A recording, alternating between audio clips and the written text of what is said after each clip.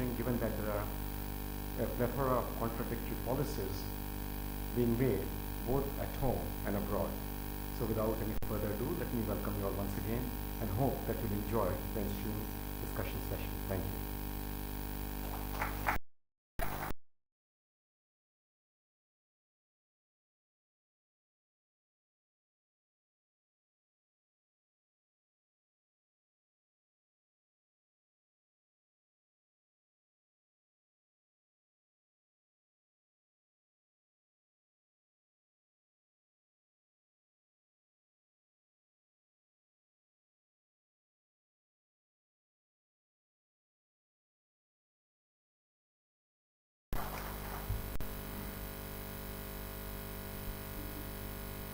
Dr. Chaudhuri, Chairman EEPC, Mr. Anupam Shah, my colleague friend, Chairman Exim, Mathur, Mrs. Geetha, and fellow colleagues from the industry, engineering industry. It's in fact very appropriate that today at 60 years celebration, we are actually talking about what we should be doing 15 years hence. 75 years of EEPC will coincide with 2030, and it is appropriate that we now start working very closely with the government in embarking upon this whole vision of manufacturing in India. Friends, the government has launched this Make in India program for last about 1 year.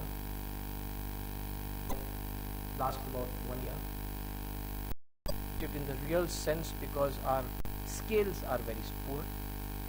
Compounded with that are problems of infrastructure, which are, I think, generally the general refrain, a very serious bottleneck in infrastructures in terms of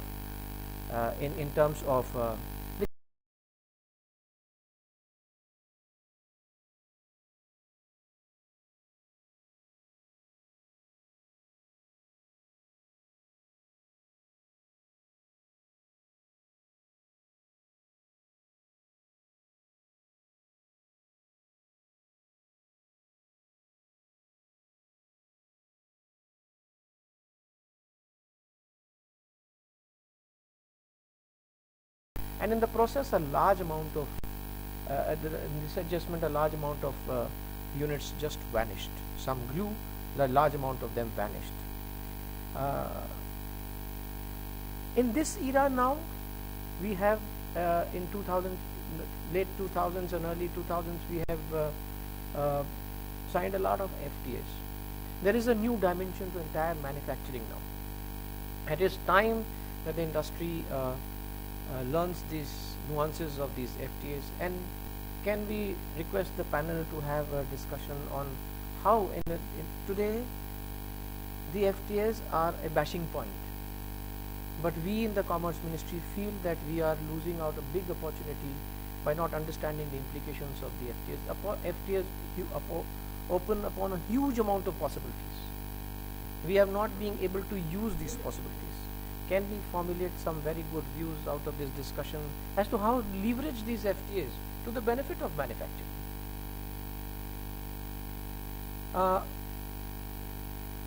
I would also like to raise a couple of more issues. Services, for example, have seen a huge boom. Today it's almost 60-62% of our GDP is services. And this service-driven manufacturing, for example, manufacturing of computer hardware, telecommunication, aircraft, components, there's a whole range of manufacturing which has been spurred by the services sector. Can we dovetail and can we envisage a situation where how we are moving in the services and what are the fallouts on the manufacturing services? Can we capitalize on the advantages which are being thrown by the growth of these services? We are still not really fathoming and the importance of how these services is actually fueling manufacturing. Can we look at that, and would request the panel to have a thought on this particular issue. A very pertinent point and very, very valid point today is that last week we were in Kuala Lumpur, and the ministerial of Kuala Lumpur, and this was the RCEP, the Regional Cooperation Partnership, which we are talking about, Comprehensive Partnership, Economic Partnership, we are talking about RCEP, which forms a block of 16 countries. India, ASEAN, 10 countries of ASEAN, China, Japan, Korea, New Zealand, Australia. This is the block which is, last week it appeared to become a real reality. It will take some time, it will take maybe about 8-9 months to freeze this, but it is going to come. We have simultaneously, we have the Trans-Pacific and the Transatlantic treaties which are being negotiated. Now RCEP, why I am flagging this and why I would request the panel to look at, because these are all serious implications on Indian global manufacturing to 2030. RCEP, once you talk about RCEP, you have China into the fold for the first time. Now this presence of China itself is a big question mark. How do we tackle this? How do we go ahead with this? Can we also leverage our industry to use this RCEP to enter the Chinese market? I mean, I'm sure, and I know of a lot of people in the engineering sector who have actually made a foothold in China. Can we leverage RCEP to enter markets like China? Can our manufacturing grow up to stand up to face this competition? Apart from this, one more issue which, in fact two issues which I would like to flag, which maybe the panelists can address, is that MSME, as I said, MSME is the backbone of our manufacturing in India today. Backbone, real manufacturing. But most of these MSMEs work on the entire principle of reverse engineering. How do we formulate strategies to actually get technology on board? You know, there is going to be only one leadership in the world. Whoever is the leader of technology is the leader in the industry, and that is the thumb principle. For far too long enough, we have prospered on the principle of reverse engineering. How do we get, therefore, into MSME? I mean, this is a huge challenge. How do we get the benefits of technology, the real-time technology, which is much ahead, or at least a contemporary technology, to our MSMEs, who are 60% of our entire manufacturing sector? That is another thing. I think unless we address this issue, we will not be able to really take up the challenge of manufacturing in 2030. High cost regime, high interest cost regime. How long does Indian industry have to take and bear interest costs at 10%, 9%, 10%, 11%, 12%? And can we be actually competitive? We would request panelists to look at it. At what time? A country like Malaysia has an interest cost of 3%. How long does India's continue and manufacturing continue to take this burden of a very high interest cost into manufacturing? And lastly, we have the capital goods sector, which for various reasons has really not prospered. And again, the backbone of manufacturing rests on the capital goods sector. And what this morning, Dr. Ravi Shankar Prasad, Minister, said about the whole the electronics.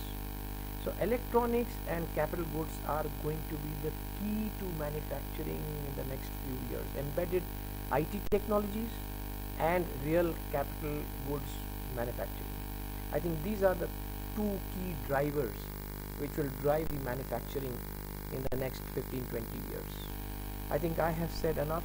I am just setting the tone so that, you know, we need, from the very learned panelists, we would require very clear answers and solutions, and at least some thoughts on these issues. We would, I would look forward to hear each one of you here. I thank EEPC for organizing this, and I think many more like this need to be organized with the right stakeholders, so that everybody. And I think, one segment which we always miss in such gatherings, and I would very strongly recommend for future gatherings, we must have the scientific community as part of this. We must have the scientific community part of, when you're talking about manufacturing, you cannot take out manufacturing without technology. And we must bring the scientific, the leaders of technology, bring them on this space. Even only then we'll have meaningful, because we have obsession with finance. So you'll have so many people. I see 2 people from finance. Finance is fine, but we must have some people from the technology space. Once again, thank you very much for giving this opportunity. I am looking forward to hearing this erudite panel. Thank you very much.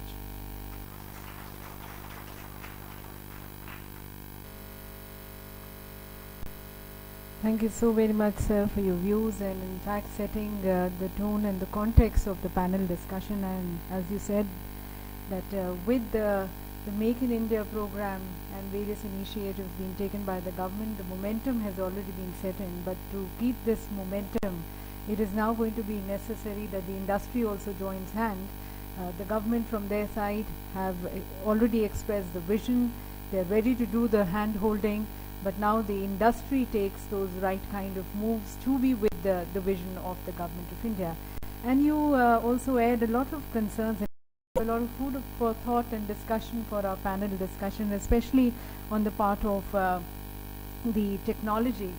And in fact, even the German Chancellor, Angela Merkel, she'd also mentioned that now we are entering into Industrial Revolution 4, and that is where it's going to be more of disruptive technologies which are going to be, we need to leverage on them, not only in terms of increasing our efficiency and productivity, but also being on this e-platform where we can do business. And so looking into the technology aspects and certain other aspects which you shared with us, we take forward these discussions. But before that, we would like to express our thanks by presenting a memento. I would like to request Mr. Anupam Shah, and may I request you, sir, to please step forward as we express thanks to you.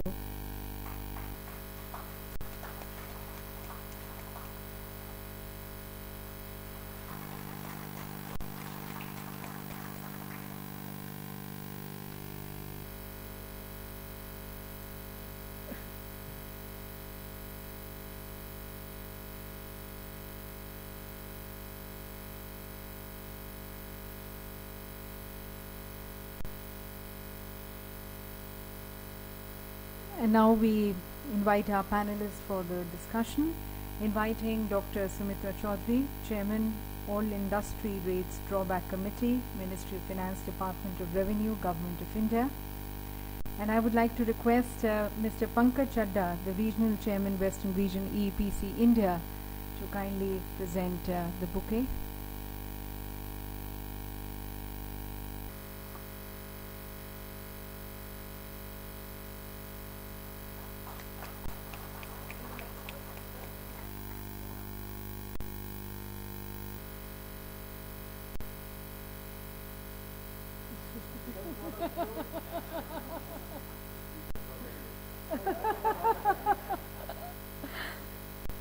Inviting our next panelist and esteemed speaker, Mr.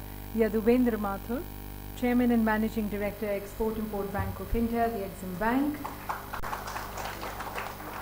And inviting now Mr. Arun Garodia, the Regional Chairman, Eastern Region, EEPC India, to kindly send greetings to him.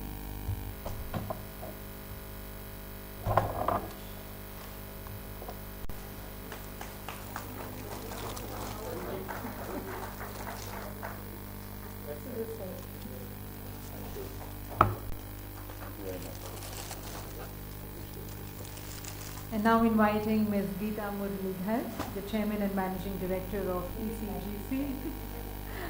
And may I request Mr. Mahesh Desai, the Regional Chairman, Southern Region, EEPC India, to kindly present the bouquet.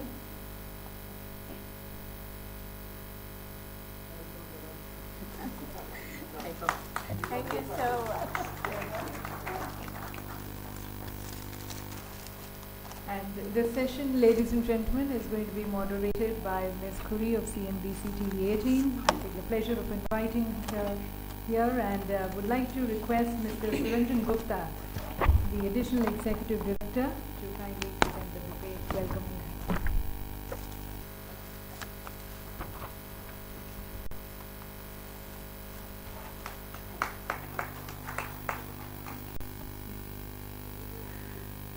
So welcome again to all our esteemed panelists, and I hand over to Khuri for the proceedings of this session. Thank you.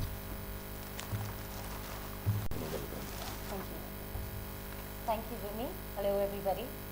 Okay, on this esteemed occasion of the Diamond Jubilee celebration of EEPC India, we're going to start the panel discussion, and I would like to invite first Dr. Saumitra Chaudhuri, please, to speak a few words. Thank you. We look forward to that. So that's what I'm going to do. Dear Chair Anupam Shah, ladies and gentlemen, assembled here, good afternoon. Is it on? Thank you for being here. I thank EEPC for inviting me to speak in this panel discussion. There's also a bit of a disappointment with the Ravi Kapoor since I make prepared texts. I cannot be responding to your questions. India has struggled to carve out a space for manufacturing, in part on account of the combination of excessive regulation and protection in the 70s and 80s, when the global context first began to provide the space for developing economies to expand manufacturing activity, including exports. Government's renewed emphasis on encouraging manufacturing will hopefully translate to a faster pace of expansion and creation of employment opportunities in manufacturing proper and the large modern service industry that supports it. I think that is always useful to not only delineate the dimension of the challenge and potentialities of the future, but also to review the achievements made. That is both the source of lessons for self-corrective steps and also for the confidence that the path is indeed feasible. There is some confusion that emphasizing manufacturing is equivalent to embarking on an export-led strategy. This is entirely misconceived. India has huge domestic needs for manufacturers today and even more tomorrow. Who, if not us, will mostly make this? Then again, exports serve two independent purposes. First, it allows the ramping up of capacity ahead of expansion of domestic demand, by design or before. Second, it tempers industry in the fire of international competition. However much the global market is a rough ride with preferential access, non-tariff barriers, the power of finance, and predatory pricing. Export exposure brings in a different quality in the business of manufacturing, as indeed are quite a different experience of the 1990s and the first decade of the next century is testimony to. Unfortunately, the rise to salience of Indian manufacturing has received a setback in the past few years as domestic businesses and balance sheets got adversely impacted. I am sure this energy and strength will return in the near future. The scope of domestic demand is a function of the increase in people's incomes, that is the national incomes, assuming similar distribution. However, as incomes rise, this disposition changes away from basic necessities like food to more sophisticated products including manufactured items and modern services like housing, utilities, etc. This change has been evident in India as well. 2 decades back in 1993-94, the share of food and beverage in private final consumption expenditure (PFCE) was 55%, which dropped to 40% in 2004-05 and was 30% in 2013-14. Durable consumer goods formed just 1.9% of PFC in 1994, which went up to 3% in 2004-05 and to 3.5% in 2013-14. In this period, the biggest expansion has been in services, with an increase of 24% of PFC in 1994 to 46% in 2013-14, with explosive transport, communication, health, and education. It is not unlikely that durable goods will see a much greater increase over the next decade and a half. What does it look like in other countries? In the advanced economies for which data is readily available, The proportion of durable consumer goods mostly ranges between 8 and 9% of PFCE, though there are low, Spain 5.5%, and high, Germany 11%. The share of food and beverages varies quite a bit, but it mostly ranges between 10 and 15% of PFCE. That is much lower than our current ratio of 30%. So we can reasonably expect for the next 1.5 decades that there will be changing composition of PFCE favoring manufactured products. To produce a more modern economy and capacity to manufacture greater volumes, one needs capitalists.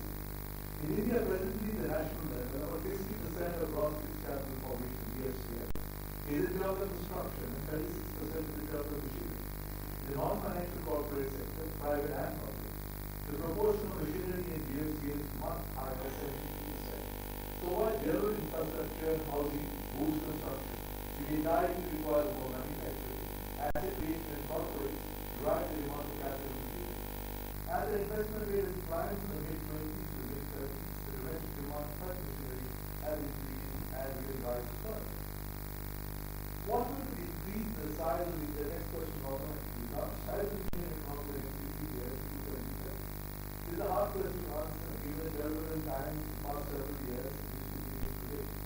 At market exchange rate, that is not EEPC, market exchange rate, India today is the 7th largest national economy in the world and is likely to become the 3rd largest for the end of the next decade. Today we are a $2.2 trillion economy.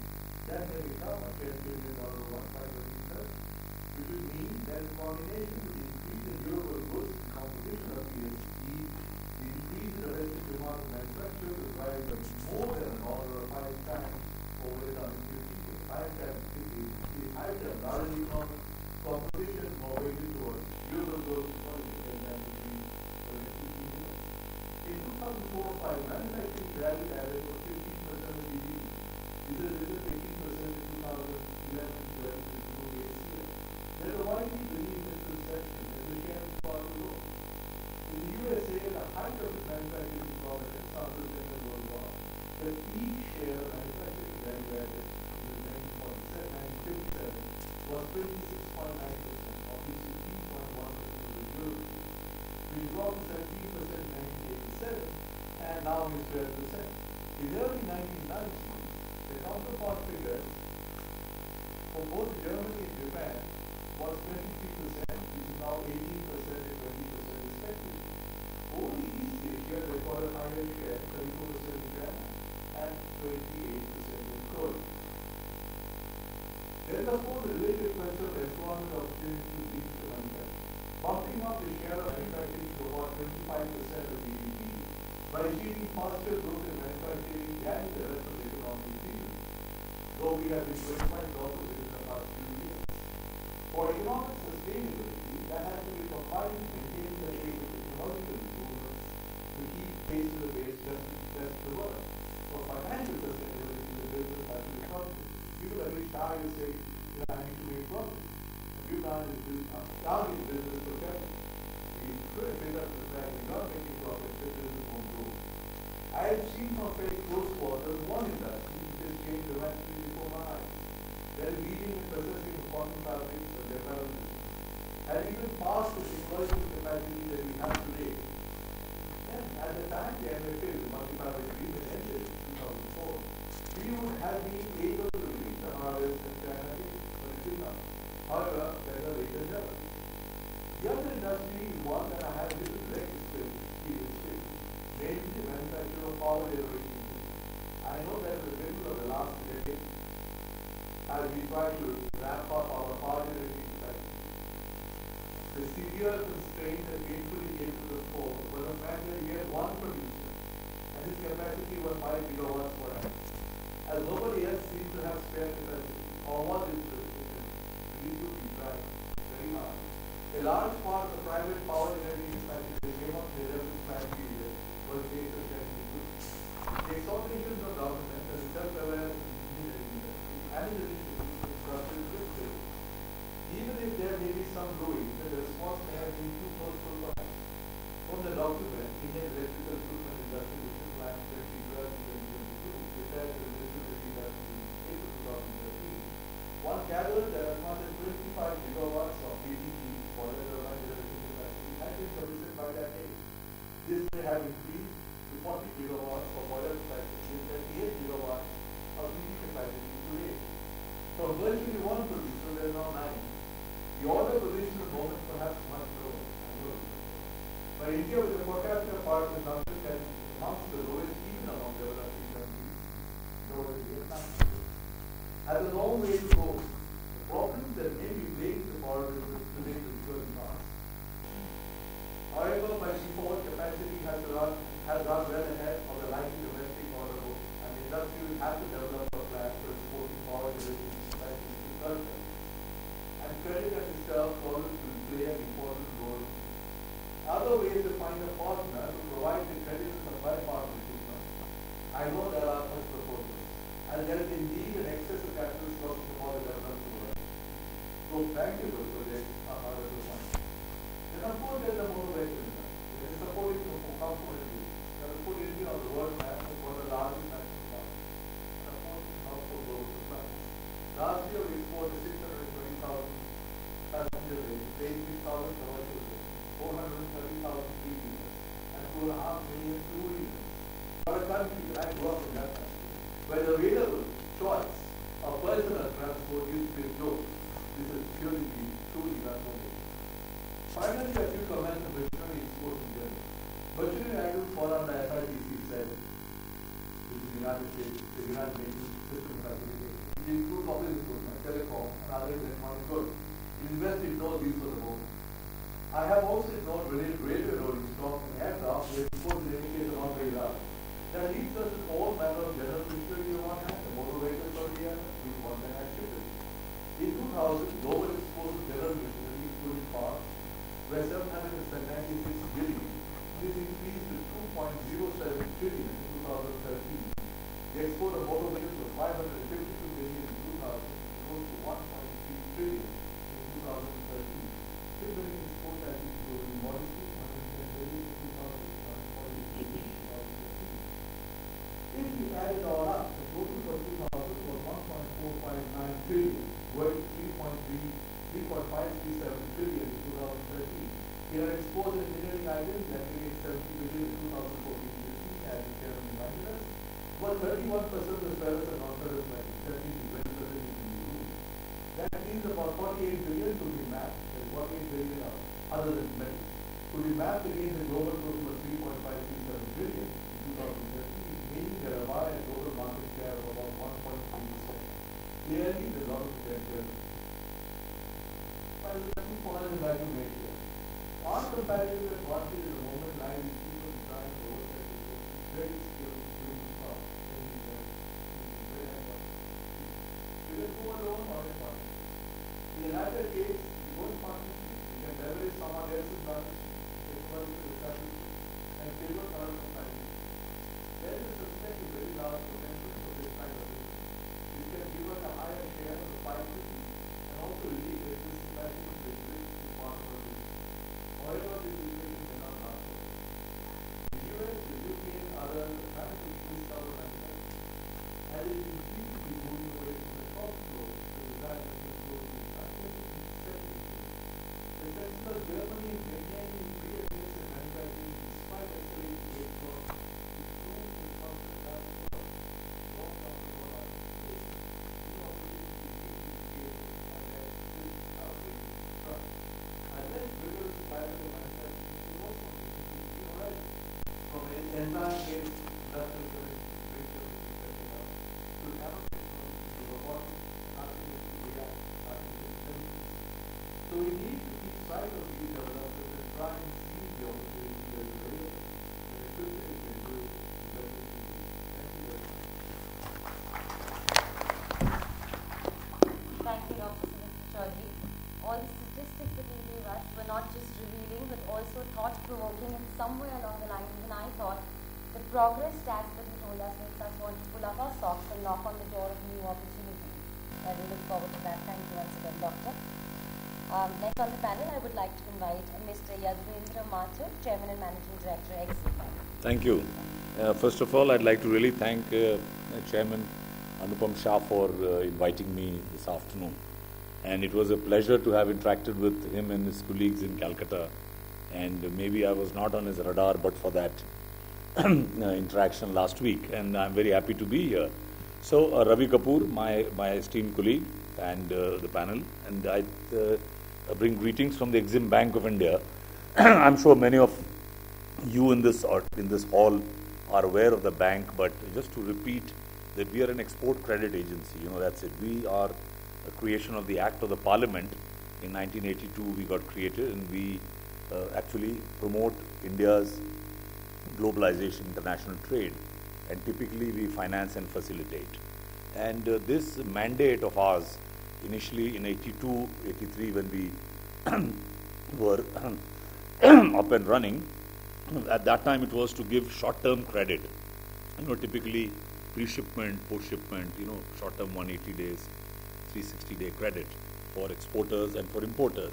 But over the years, by the end of 80s, when other commercial banks got going, then Exim Bank started developing more longer tenor products and moved to really kickstart the project exporting universe. You may recall in the 70s, a lot of Indian project companies were doing projects in Libya, in Middle East, and there was a big appetite, all the JPs, and there were many large number of Indian project exporting companies which, because of the war and the other crises in late 70s, early 80s in Middle East and Libya, that caused a lot of stress in the project exporting universe of India. And these companies had to be bailed out, and then Government of India, Commerce Ministry, they thought through, and in fact, Honorable President Pranab Mukherjee ji at that time was the Finance Minister, and they set up the Exim Bank.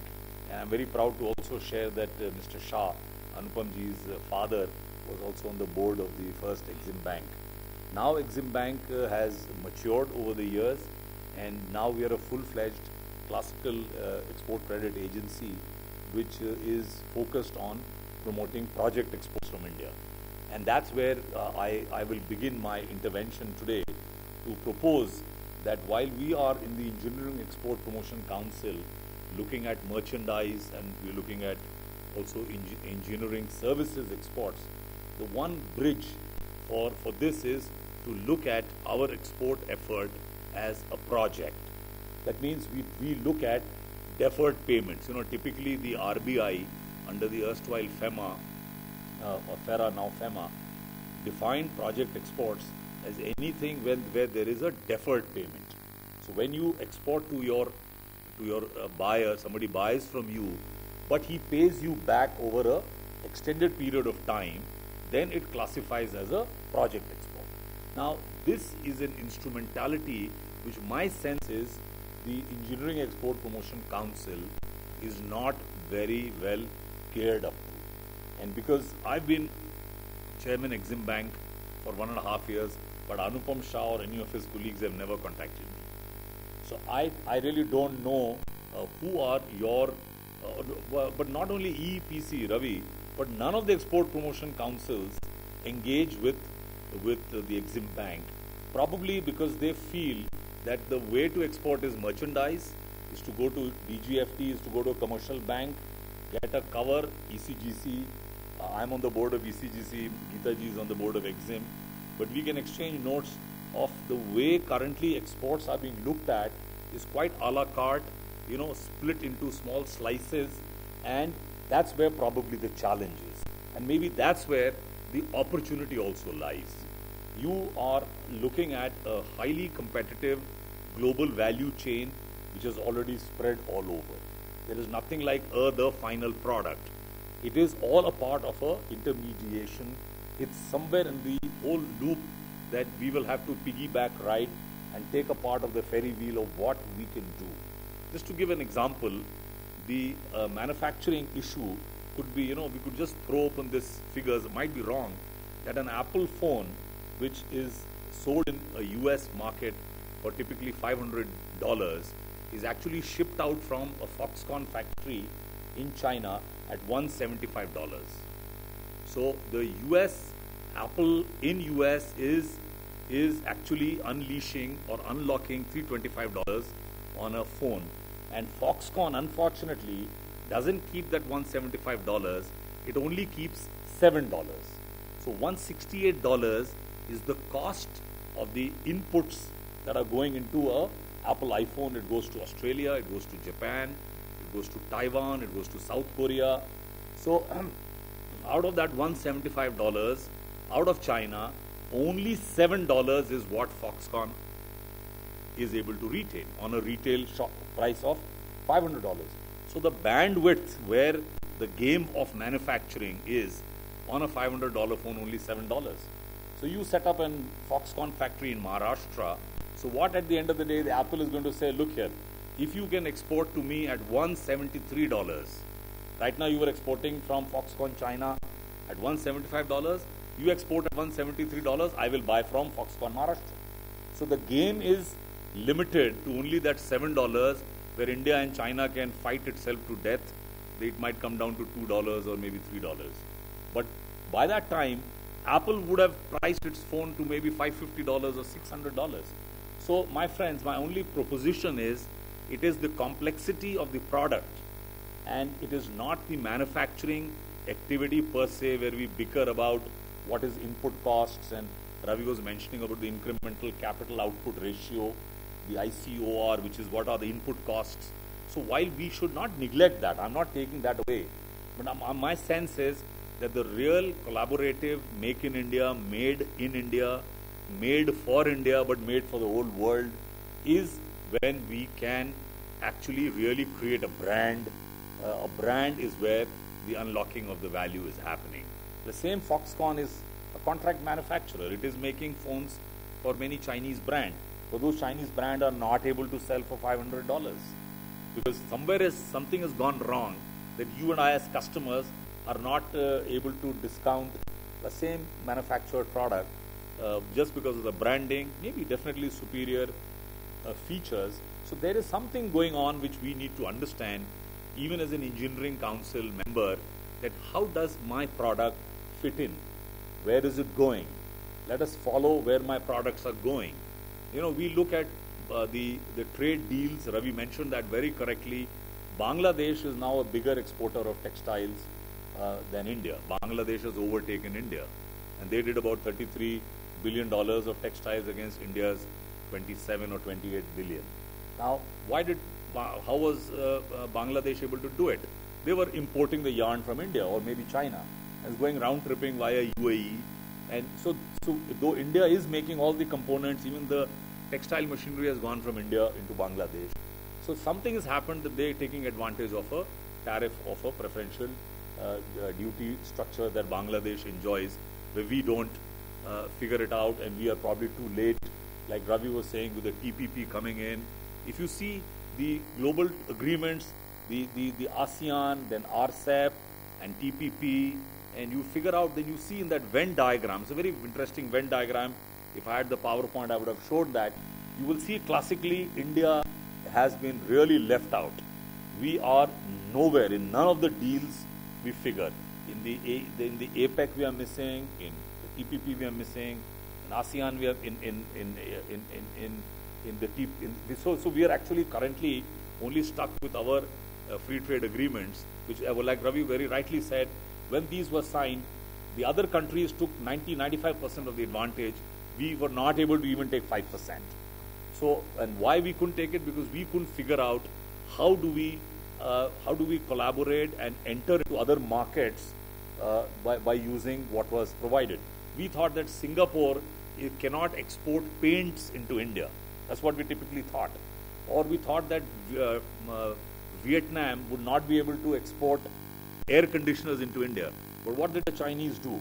The rules of origin say 35% value addition will classify or will allow that to be certified as an origin in Vietnam. So they shipped the entire broken down air conditioner into Vietnam.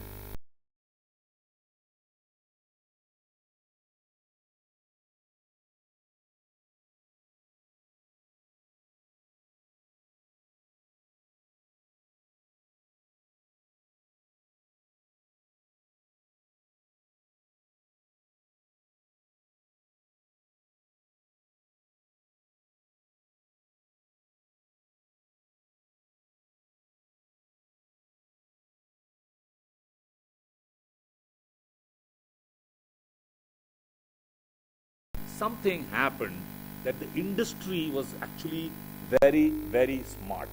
And maybe in India, the forums like EEPC or even other forums are not able to tell how this game is being played, what is happening out there in the marketplace. And before bureaucrats like me and Ravi Kapoor can even understand, we are not on the shop floor. We don't understand how values are being added, how this whole highly complicated 10,000 lines, the 6-digit HS codes. If you see, it's a plethora, it's a huge world out there which you, ladies and gentlemen, understand far, far better.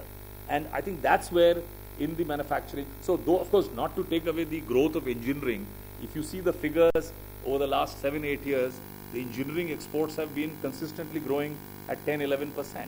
Now you have 70 billion, and in 2008 I think it was a CAGR of 10.8% in engineering exports has been registered. We are right now at 70.6 billion engineering exports out of India, pretty good figure. But then if you again looked at the overall manufacturing, this is a subset, the largest contributor to trade deficit is because of our very lackluster efforts in manufacturing.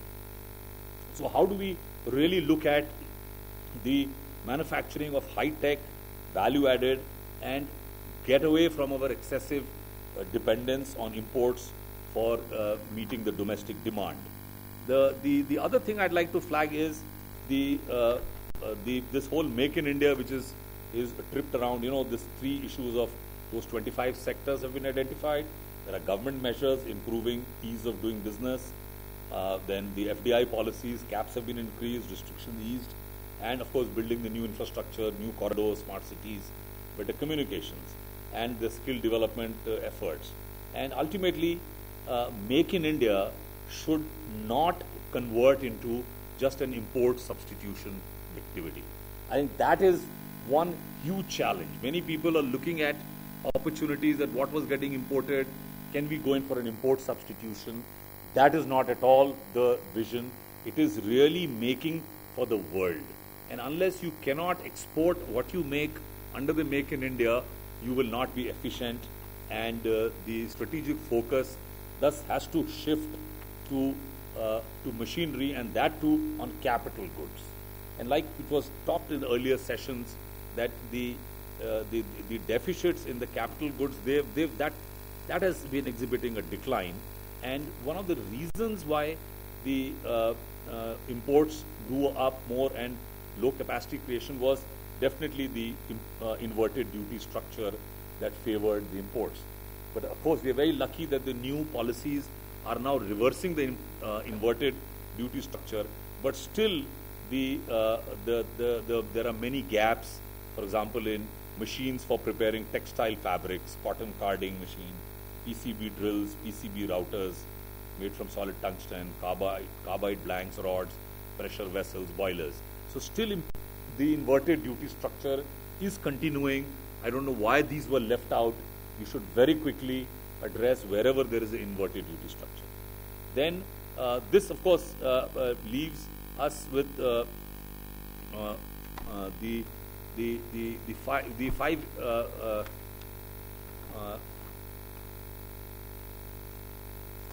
I will jump to replicating the success of the auto industry. So when we look at what's going around in the manufacturing world, then we find a real oasis of stupendous success, that is the auto industry in India. I don't know how many of you here also represent, I'm sure many of you are very, very closely associated with the auto industry, but this industry has shown remarkable resilience, and it is the shining star. And this year on year has been growing at about 15%. So the pessimism which we look in this is not really there when you're looking at the way the whole auto industry has grown. And this the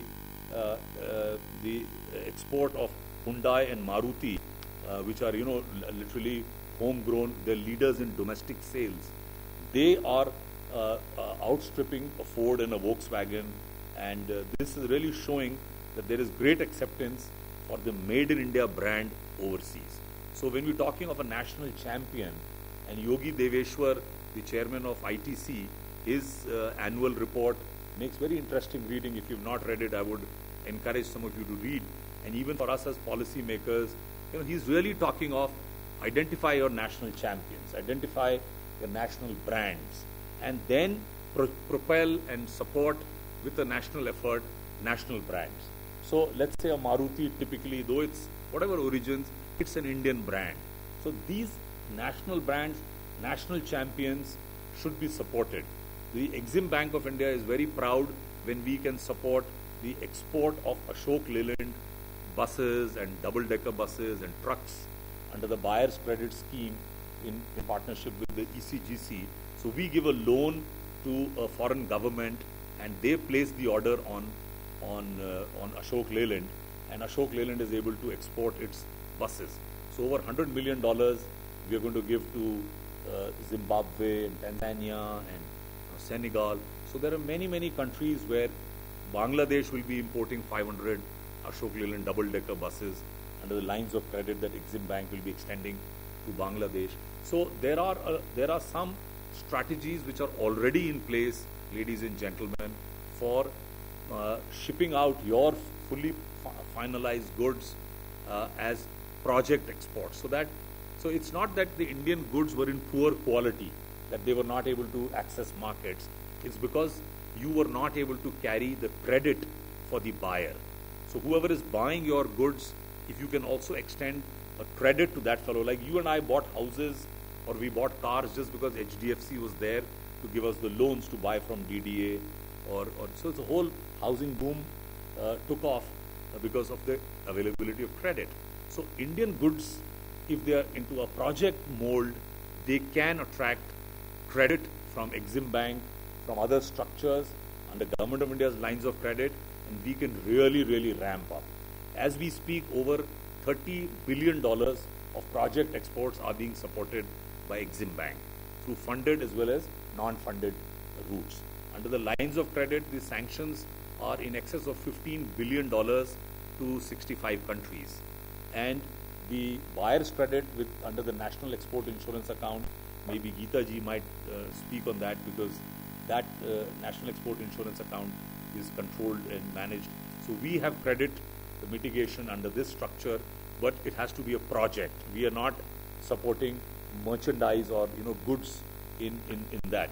I will end by also flagging that the growth for engineering and even the requirement to access technology is not only through buying it out, but actually going in for clean acquisitions and mergers and takeovers of overseas companies by Indian companies.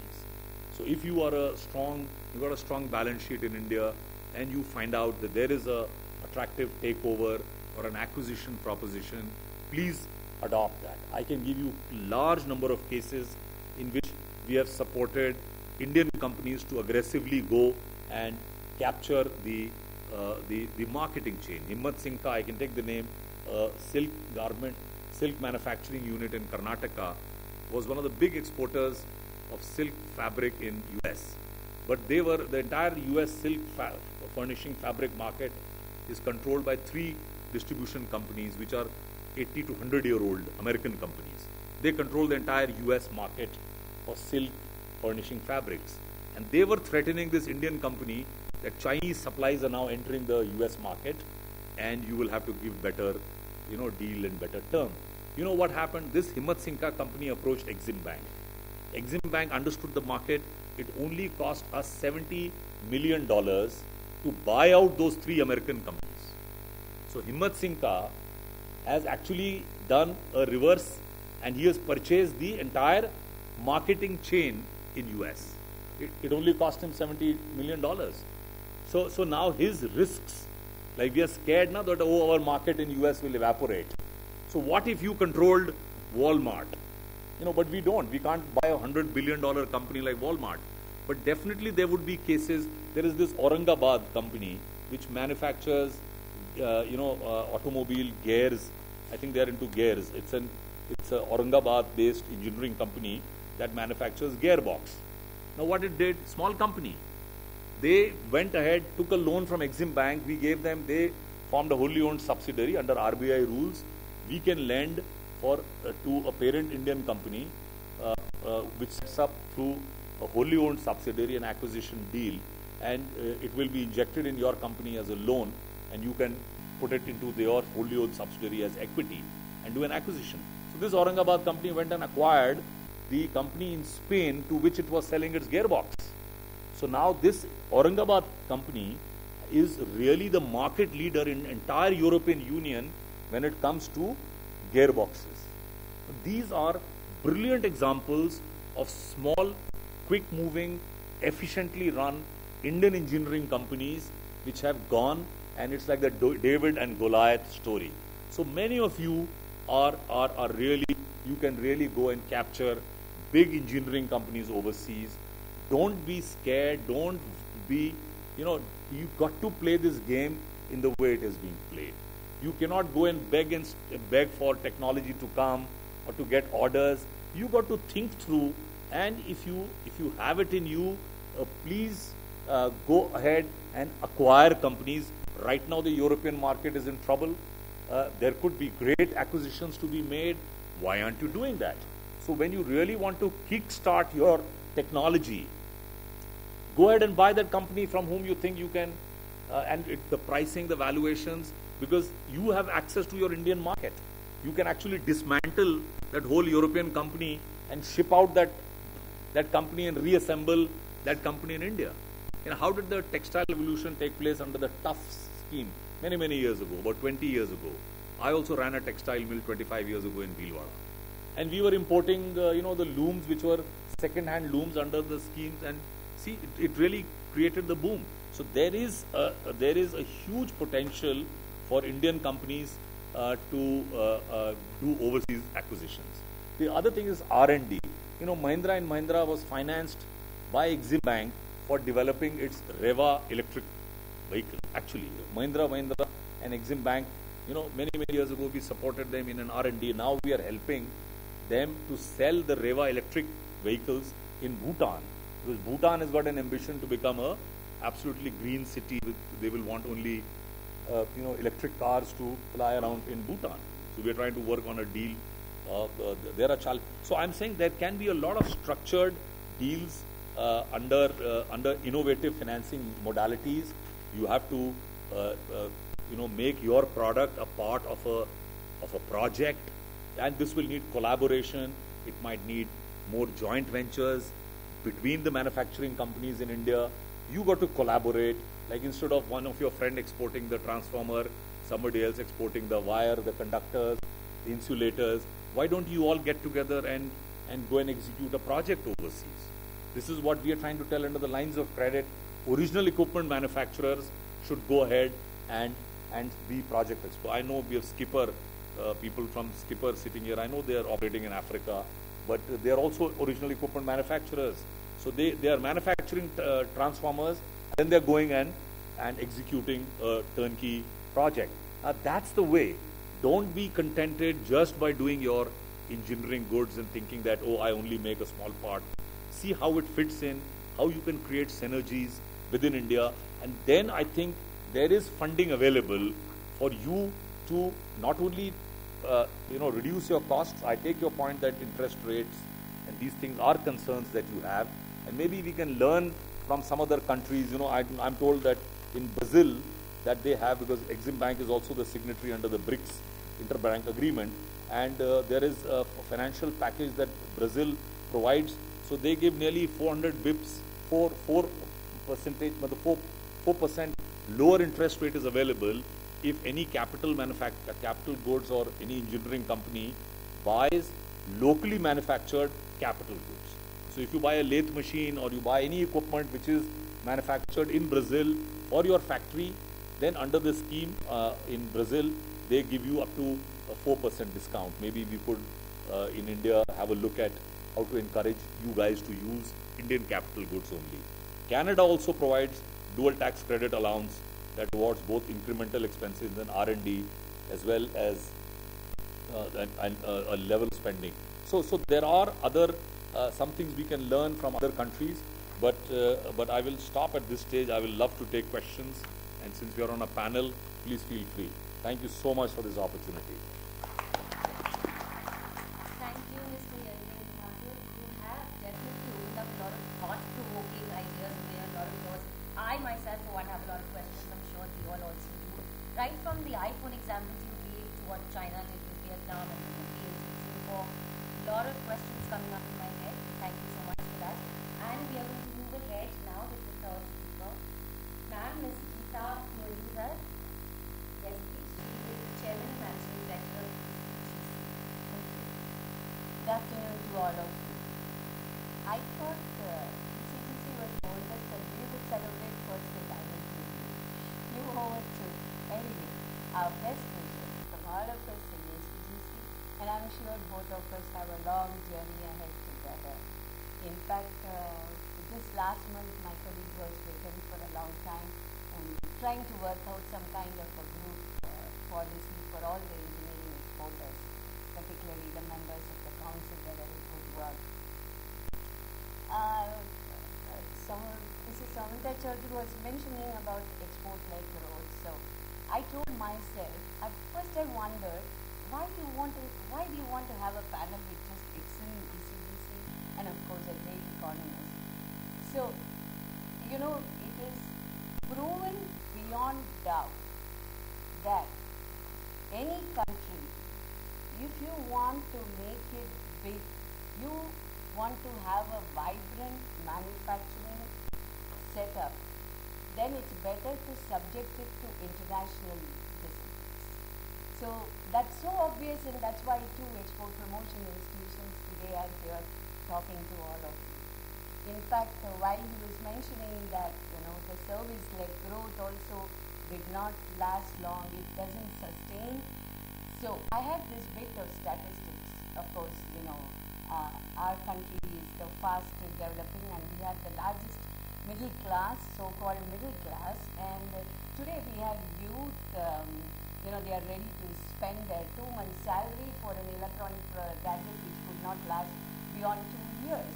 So there's a huge demand for electronic items, and currently we are consuming $100 billion, which is 5% of your GDP. But this is increasing at a CAGR rate of 37%, and it's likely to reach 400 billion in 5 years, overtaking even oil as our biggest import item. The whole problem is domestic production, it is just increasing by 15%, nowhere matching. And that's why our Honorable Minister, economists, all the visionaries here have been talking about electronics as one of the big items that we will have to concentrate on. And so when we looked at this export-led manufacturing success stories, development stories, we have success stories with Northeast Asia very well, who did very well. But I don't think the same thing applies to Southeast Asia, which is still stumbling, which is yet to, you know, get ahead of this block. And partly because he was talking about global value chains, we are not at a part of that. See, the percentage of import content in exports has been steadily increasing. It was 20% in 70s. Currently it is 40%.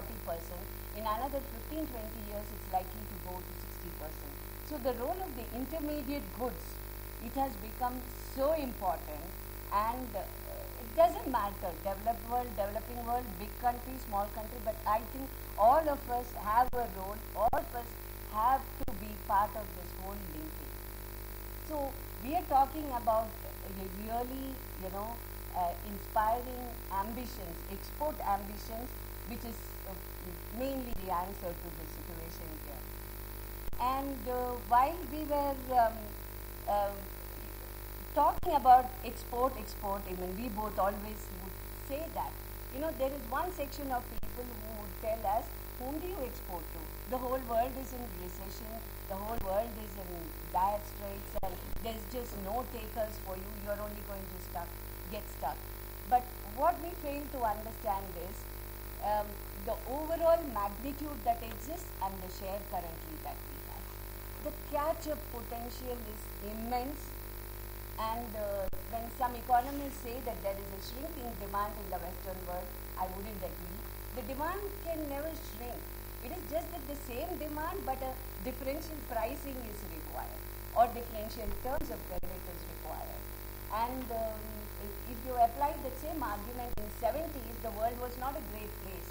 But that's when Korea really became a manufacturing powerhouse, with electronic industry literally pushing it ahead.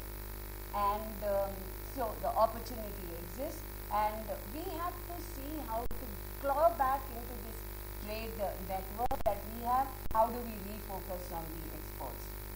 And 5 major components of the global manufacturing that we have read up, that 34% goes towards global innovation of local products, which I would ideally mention cars and transport equipment.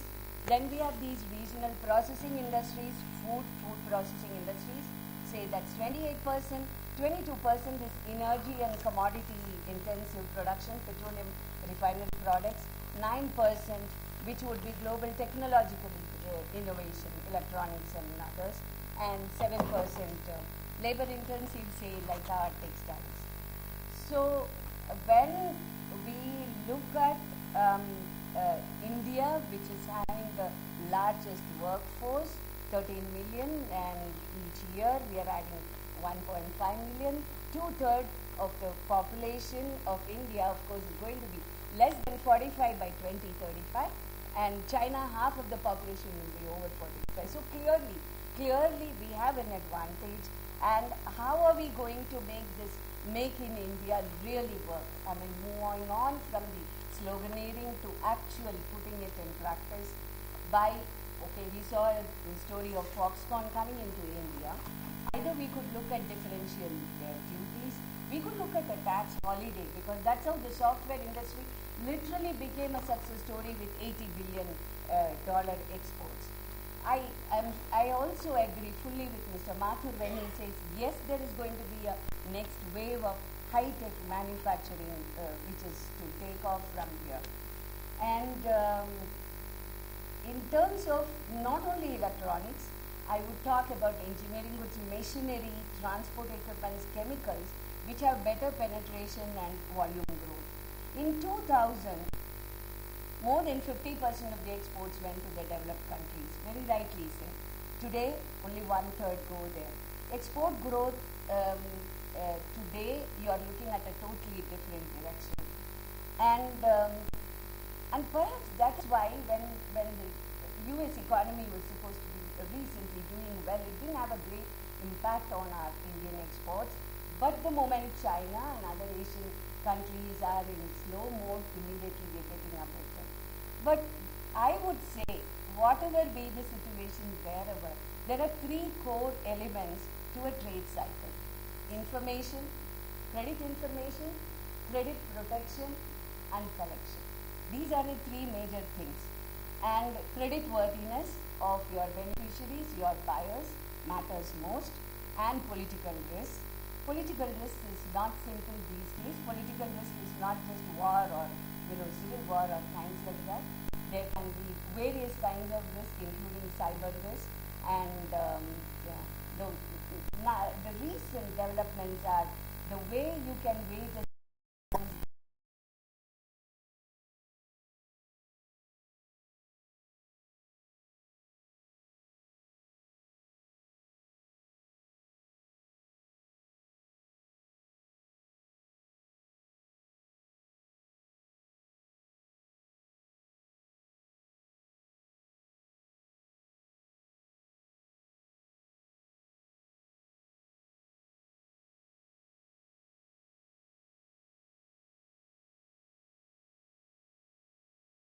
and by the additional discounts to the alternate buyers and stuff like that. So that was one big event that had happened recently for Venezuela. Lot of problems. I don't see those exporters who took huge claims. They were Delhi-based exporters. Very strange it is. But Venezuela had become a problem, big problem. And of course, TVS Group also got stuck in some of the countries with some of their exports. which we had to recently bail out. And what are we looking at in the future? The economist said that there are 8,000 large companies generating 57 trillion. That's annual revenue, which is almost 80%, 90% of the global GDP. But today, 73% of them are in developed countries. But let's go to fast forward to 2025, 2030. It's going to be 8,000 to 15,000, and it's going to be 7 out of 10 are going to be in Asia, and I'm sure India is going to be there in a big way in that. Talking about project exports, since he mentioned it to me, so last year 400 billion worth of global infrastructure projects happened. 47% of it was in Asia. And you know who supported it? The Japanese Export Credit Agency and the Korean Export Credit Agency. We were nowhere there. It was very, and today they are also dominating in Gulf, infra building.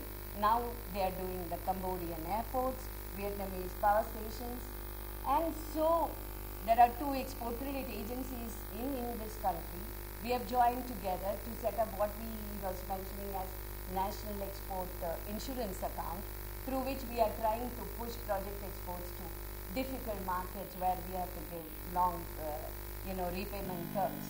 And immediate future, for your information, 15-16, very authentic survey has told that USA is going to additionally import about 210 billion. China is going to additionally import 200 billion in the next 1.5 years. And who is going to provide all this? Likely, Asia is going to provide 221 billion. Of course, Western Europe and others are having. And these sectors are going to be chemicals, electronics and machinery, once again. I would like to just leave a note of warning. We can get excited, but China already, the rate of insolvencies are climbing up beyond 5%. So when your buyers are going to be in difficulty, it's better to be pre-warned about it. And so our country, with the long-term confidence, deep belief in the fundamentals of this country in economy that the whole world has, enough room, catch-up, room for us to grow, all the demographic advantages, huge scope and potential. And somebody said amongst the BRIC countries, we are the only one unambiguously positive, which is very heartening to hear that. And we have the best growth risk profile. Tell me one country where you have such a stable political system and a legal, full-fledged, legal system.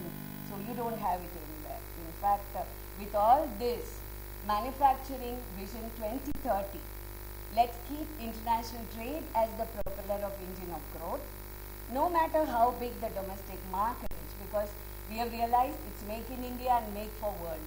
We coined this slogan when we gave away Exporters Award in the month of March when Honorable Commerce Minister was there. So it's make in India, make for world. And only one last point. Yes, I don't want to talk about ECGCs, particularly products or anything, but I just want to highlight one thing. He talked about finance. Nobody mentions factoring.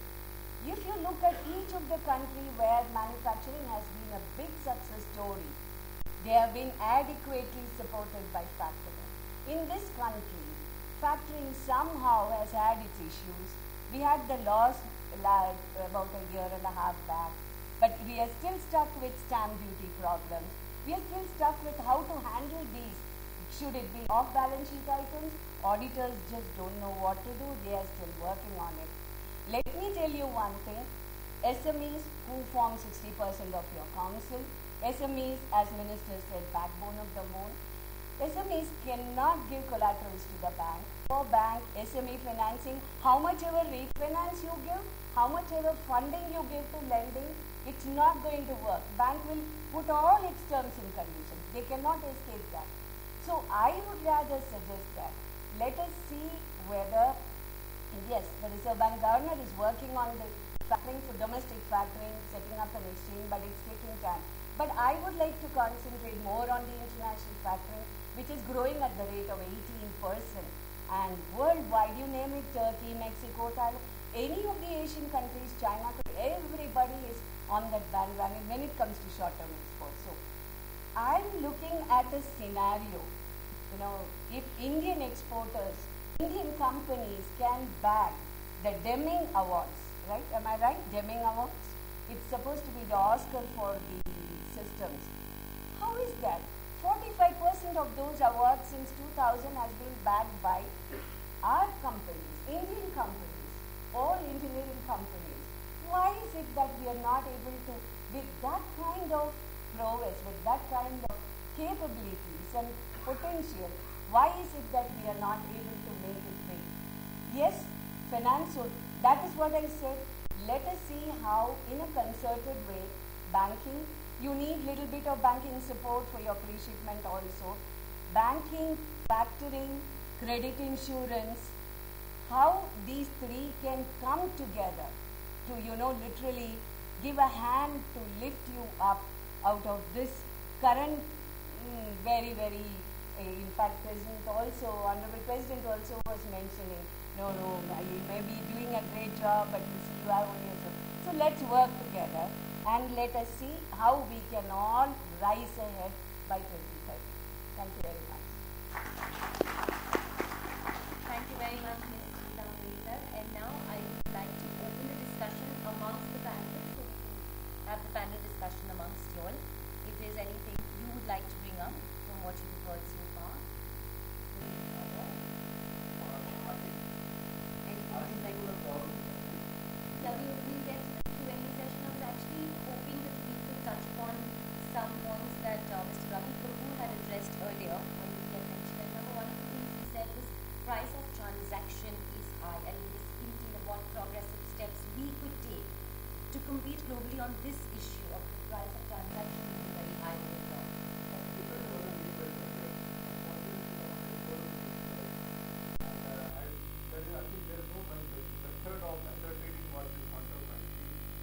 Harder to do, difficult to do business, and I think the easier we make business to move forward is proceed with the reduction of whatever we have will come down.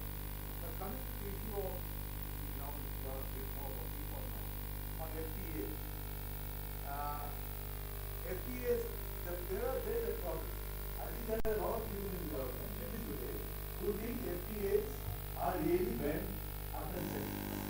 We are making concessions when we enter into FTAs with other people. If most sides go pay somebody else case, that is not right. And you think the reason we are doing FTAs is because the multilateral negotiation establishment is much more difficult. It is much, we are overwhelmed by the human resources, we bring 100 lawyers, we don't have people. And the bilateral FTAs are easier to manage. That's why we think these are really the way we lift our goals to water. There are India based a lot of criticism. Last year there was India was criticism for Western. Why are we India like this? What's wrong with multilateral trading platform? But today we are seeing the EU is actually negotiating with the United States for that. So there are FTAs here yet. We got out to this early. The FTAs really give us a way of globalizing without some of the problems with multilateral rule-bound systems being changed. Now, you raise this question of why we may not have gotten that problem. Of course, you get a just out of it depending on how smart 50 you are on your feet. So Singapore is still with 50, you're not that 50. But I think that the SECAs that we, for example, we have signed with Japan and Korea is sort of slowly giving us our exporters limited, but they have to find a buyer on the other side to be able to do it. But the Japanese and Koreans might find it easier if they establish buyers in India. Some FTAs did not proceed. For example, the Canadian FTA, I was looking after these kinds of commissions. And I got a Canadian FTA through between our FTA negotiator and the Canadian negotiator. But the finance policy until today, I don't think this is the result. Then all the VPAs, the Bilateral Investment Protection Act, will have to be reviewed. And I think they will review in the last 4 years. So, the Canadian FTA would have got us at least over $500 million more market in 2 or 3 commodities itself, when we were able to keep 30% before we would have gone away.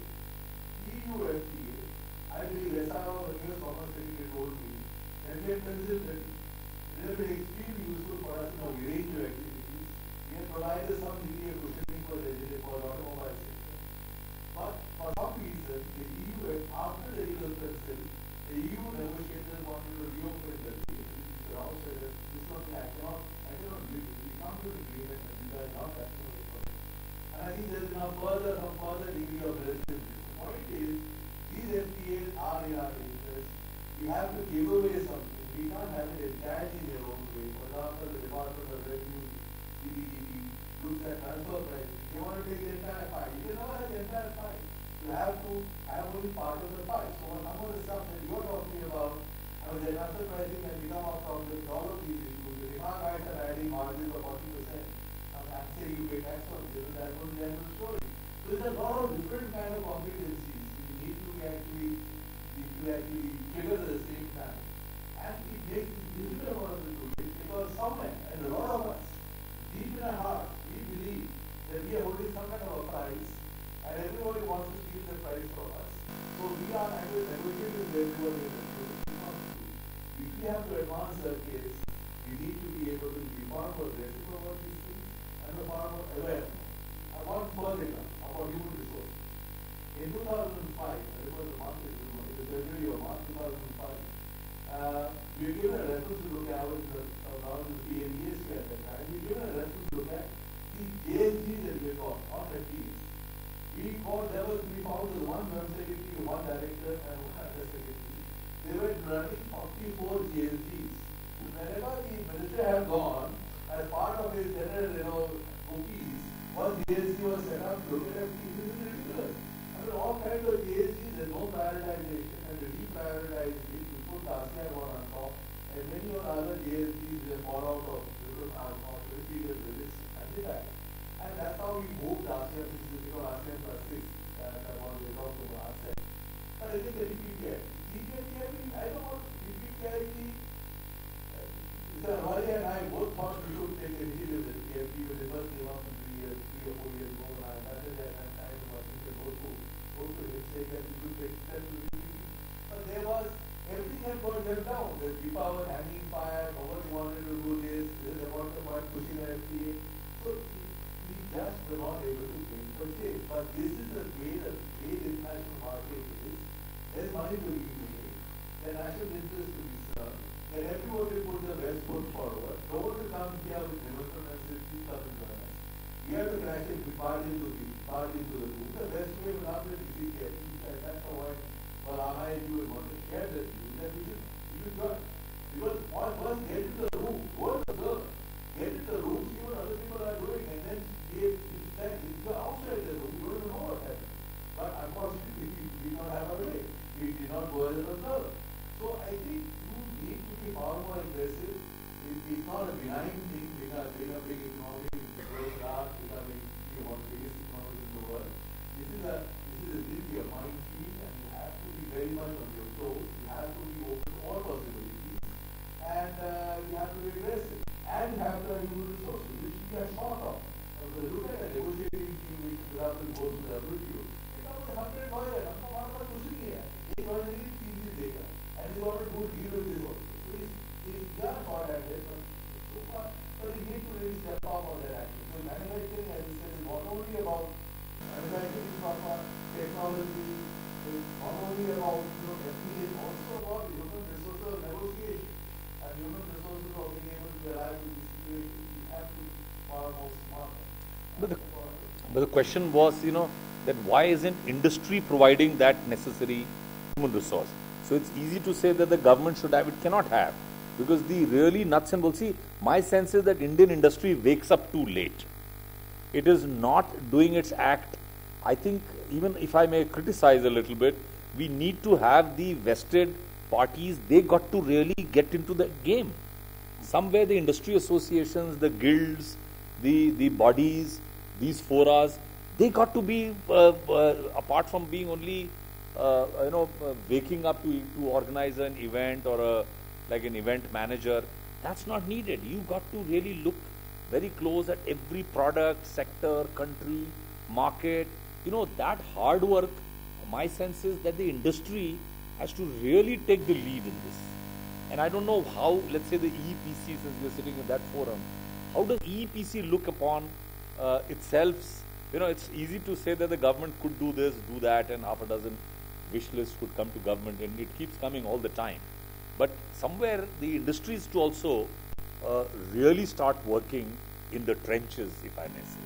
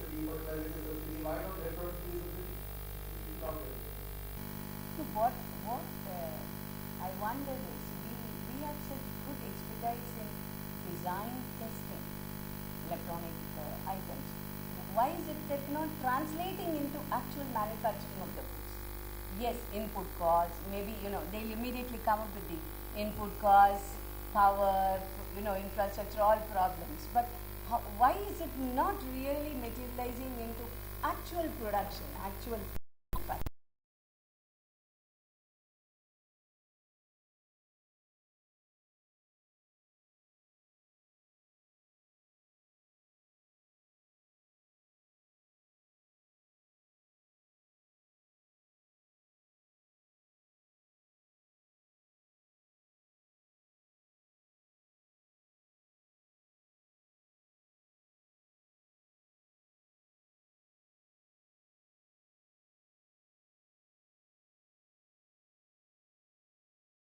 See what can be done, perhaps. Would you like to add? Maybe on the electronics, I just like to flag, there was a study Exim Bank did on this high-tech and the electronic. We found out that the medical electronic space is one sector where the Chinese manufacturing capability still not come.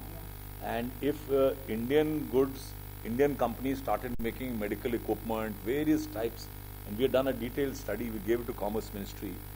I'm very happy to say that the Commerce Ministry has taken note of that, and now in conjunction with the electronics DIT, there is a policy in place to encourage clusters for medical equipment, because China openly is saying that we can import a lot of India's medical electronic equipment, and they are right now stressed out because Germany and some other European countries are charging phenomenally high prices, let's say for X-ray machines.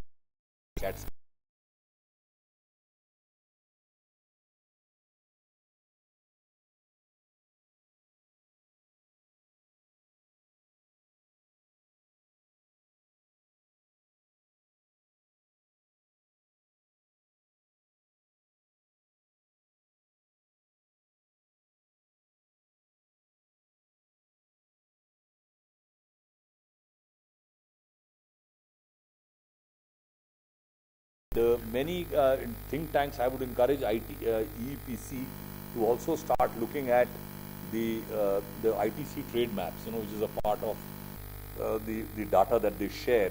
And you can actually track out in which country For example, tires. So which are the companies in the world which are importing tires from which companies? OEMs. So there must be maybe 500 types of tires which are made, or maybe 1,000 types of tires, different dia, different ply. So you can actually do a micro analysis. Actually,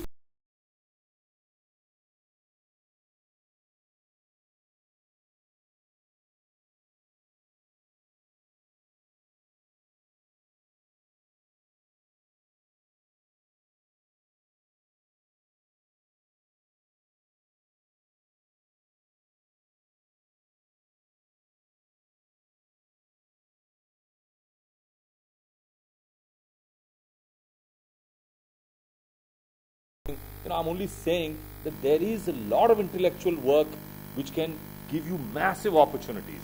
You detect that Peru is importing this types of tires from China, and the Chinese companies is overcharging Peru because Peru is using that types of tires.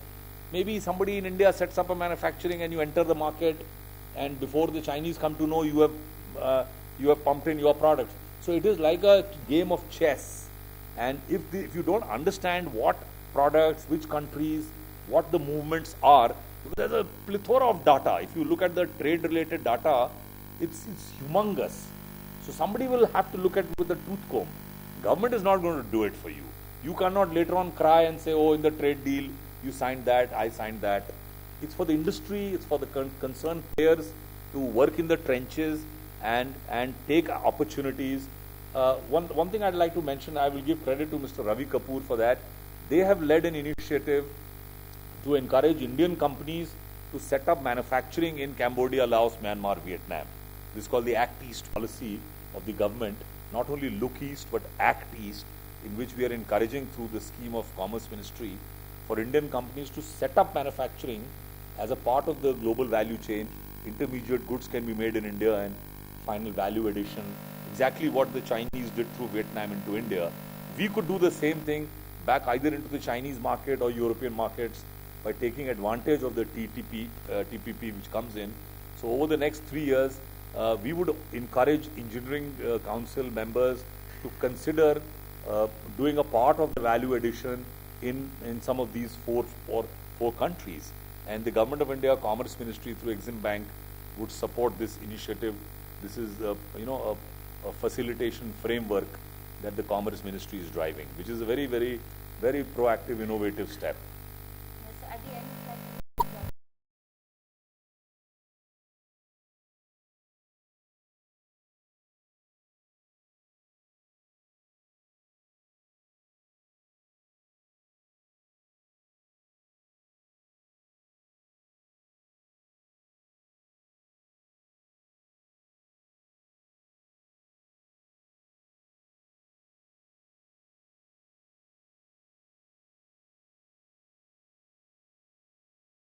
That you should, this is an overseas investment. So whether in that overseas investment you are sourcing your plant and equipment from India or from any other country, we have no restrictions that way. But we will take collateral away. So we will not take exposure on that investment standalone because we are country risk averse. So I will take a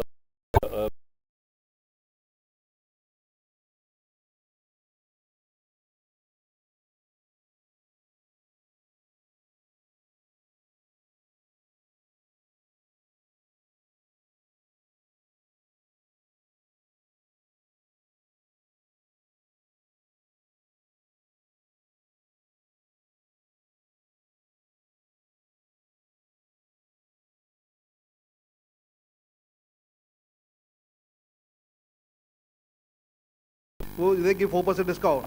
But if we buy a local machines, we have benefit of that. We are using local machines. But maybe if you go to Brazil, they will not even allow you to import machinery if it is available in Brazil. See how protectionist Brazil is. In Brazil, you cannot export anything into Brazil to set up a factory. They will say you have to buy the lathe machines because we make. So if there is some equipment which they don't make at all, then they will allow you to bring it in. So that's for their personal Capital interest. goods, That's yeah. for their personal interest. But in some other country, where we can take to like Dubai, anybody, X, Y, Yeah, Z. of course. So we can take the machines from here to that place By all and build up a means. setup over there. By all means. And then we can supply the semi-finished goods from here and use it there as a local manufacturer and then sell it as this. Yes. So my question is that can we get the funds for a long-term basis, Of like course. 6 months, 1 year, 2 years, 5 years? No, we would prefer, we will not give it to you for short term. We don't give for commodity trading. Okay. We don't give you funds to just play on the commodity market and all. No, no, no. These are all term loans for plant and equipment. Okay. And that is This how long? is For not how long for you give short term. We might not even give you working capital. Okay. So we will see that you have access to adequate working capital. But if you have a good track record and you are an Indian performing company, then we might even give you short term cash, short term working capital as well. But it depends from case to case. Thank you. Thank you. Yes, sir. I have a question to Mr. Mathur. Okay, why don't you start factoring services to the exporters? The factoring services, Exim Bank had started some 20 years ago. 20 years ago, we started factoring, and we set up a separate factoring company, and State Bank of India was our partner. But at that time, factoring environment was not robust enough. So maybe we were ahead of the times, if I can say. And that factoring company was then sold by Exim Bank to State Bank. And I think now it is closed, it's wound up. If you But still start it is there selling, on paper, I think. if you It's there start on selling and paper. buying, then what should we do? So you're right that the factoring thing is extremely exciting, and one of the challenges for SMEs within India itself is their bills receivables management. So a lot of small SMEs have this complaint that they actually get wiped out because they make a supply to some government department. So typically the complaint is against government supplies, Sir, and then Mr. government Mathur- doesn't pay them for a long time, and there is poor governance, if I may say. So those are challenges which you are right, but I don't think in this conversation we can take a call on that issue, because factoring is a business model. There are international factors who are doing it. If you are a global player, then there are services you can access. Why one? I think there must be 50. For SME, lot many problems will be there to contact these international factors. Exim banks should provide such type of services to at least to the SME sector, so that they can come up with. Like I mentioned, we did that many years ago, sir. But we wound it up because at that time there were challenges. But maybe now you are absolutely right, and our Reserve Bank of India is coming out with a. Like Madam just now mentioned, the Reserve Bank is very actively looking at this whole issue of factoring, and you're right. Maybe you listen about that something. But RBI will take the first call. We are about half a dozen factoring companies in India doing international factoring, and some of the foreign banks are doing it. But the point is, foreign banks are able to do it easily because they have foreign exchange at their disposal, and they are able to give it all in very fine rates. But the Indian banks or Indian companies, they find it a problem to give it at a very, competitive rates.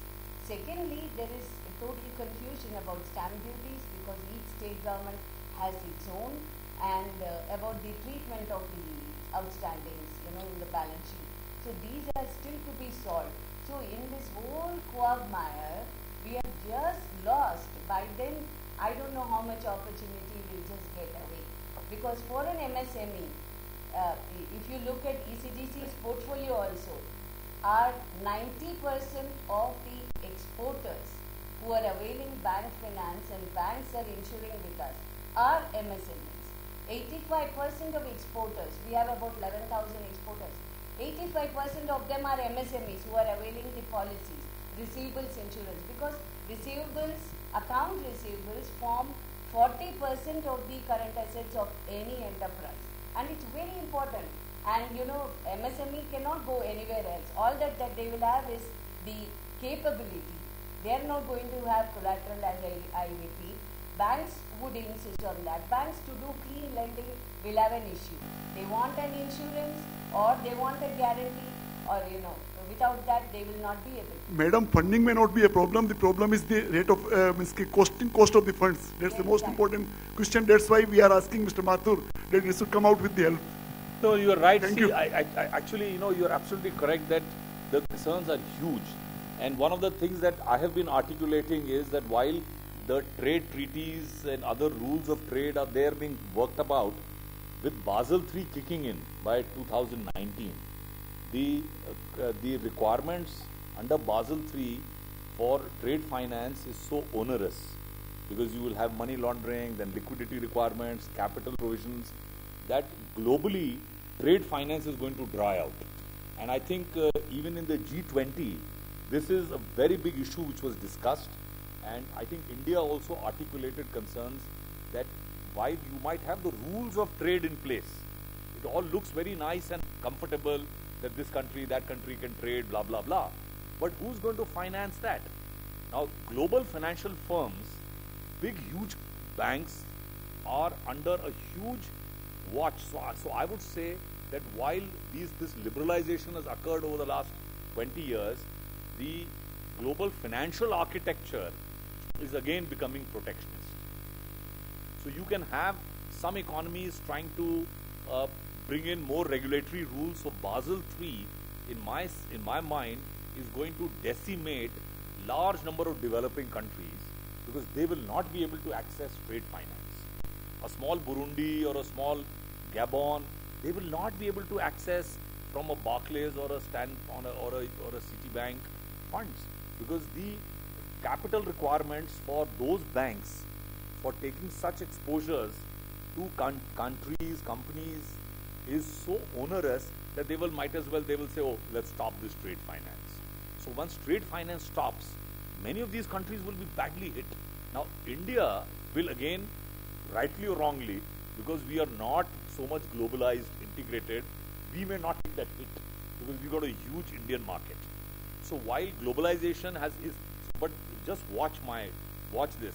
In the next 3-4 years, trade finance will become extremely challenging. It will get even more tough.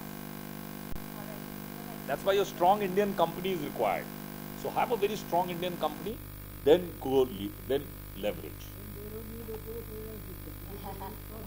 No, so you have to grow here. So the lesson is you can't grow overseas only. So you set up in India, then go global. My question is to Geetha ji. Public sector bank are taking ECGC for the every customers joint policy at our cost. Yes, they are charging us back. There is a Reserve Bank circular of 1999 which clearly prohibits the banks from passing on the premium to exporter when it comes to post-shipment credit. No, it's a pre-shipment. Pre-shipment they will obviously, because pre-shipment they are giving you finance for procuring, manufacturing, packing and all that. Okay. Post-shipment, the banks cannot charge. Okay. But they have taken 200% collateral for that, and then again ECGC, it is a double taxation. There is a Reserve Bank circular very clearly prohibiting 1999. If you want, we will share with you that circular, you can take it to your bank. Okay. My question to Mathur ji, I would like to further understand the Brazil. If I buy the machine from the Brazil, and then if I capital goods, and if we produce the product from out of them and export them, there is a duty that can be reduced for the exporter. Somebody importing in Brazil will get benefit of that. See, Brazil is a very protectionist economy. So if you look at India 30 years ago, that is Brazil today. So Brazil is doing all the copybook. It is a very smart economy. They look at their diplomats are far smarter than our civil servants. So they have negotiated excellent deals in the international fora, but internally they are extremely protectionist. So I cannot authentically comment on what Brazil's policies are. Okay. But they are extremely protectionist. They are not very open to foreign money coming in along with capital goods. They want to encourage their domestic capital industry. That's what I mentioned in the scheme. They are saying that if you buy capital equipment from a Brazilian company itself, then they give you a 4% interest subvention. Interest subvention. Okay. So I was if thinking you- a duty, import duty subvention. Okay. No, interest subvention. Okay. It is like if you buy a lathe machine made in India, instead of importing it, Okay, I you got get it. interest subvention. Okay. On FTA, the China has done some FTA with our thing, and we were at a FIO in no long back. China says we have no FTA. So we were being told that our utensils have no duty if you export to China. China is using all these other ASEAN countries to pump into India. Okay, now the technical barrier that other countries are using to stop that, they are not doing that, they cannot lay the duties, but they put something technical barrier so that we cannot export there. Example, now Turkey, whatever we export there, out of one material there are 20 items. Spoon number 1, spoon number 2, every item has to go the testing report, and testing report costs 20,000, some huge amount, and sometimes the billing, if some odd products are there, 100, the testing cost more than the shipment cost. Yeah, you're right. So they could be doing that. There can be the all non-tariff barriers. So non-tariff barriers. Yeah. So how can we put it on them? Sir, Sir, we must learn how to put it on them.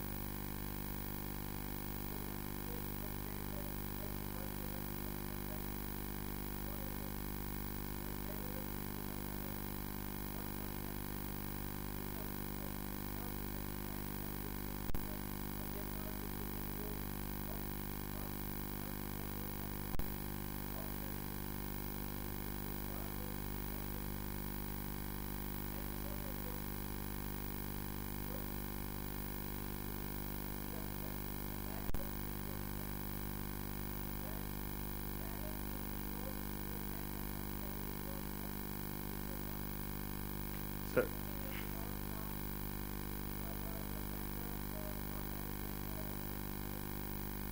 In fact, this TPP, why India is unable to become a member of TPP, and why we are scared and reluctant, and we will not get members. Even if we try, we cannot join them because we have not done the standards. These are rule-based standards. Appreciated standardization. Would be able to explain.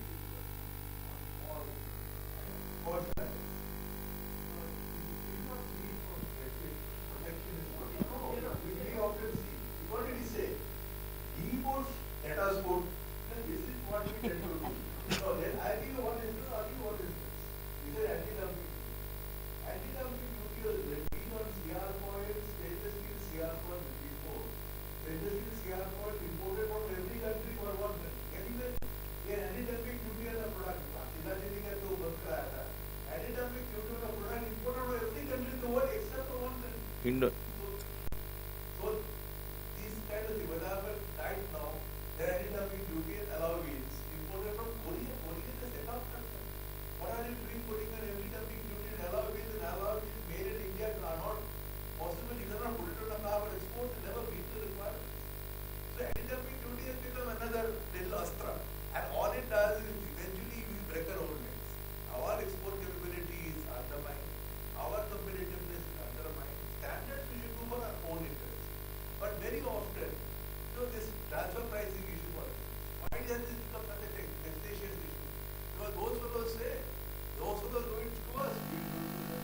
So, agar uska pura le lenge, let them get consequence if business is not done, business is not transacted, this $1 million business is not done because of a claim of, $1 million of taxes. Who uses these? So, we have to become modern. That is the whole point. We have to become modern and learn this game. If you are going to export products to a certain market where this happens, you have to anticipate it. It should not be that आपने भेज दी इसकी बात तकलीफ है. There is no solution to that. no, sir, the raw material. There is reach, we have got a used to the idea of reach. No complaining. Anything from complaining. This is the reality. This is the balance. They are the buyer. We have to adopt to their culture. We have to simply learn how to do it. Like we tell you, but just complaining is not good.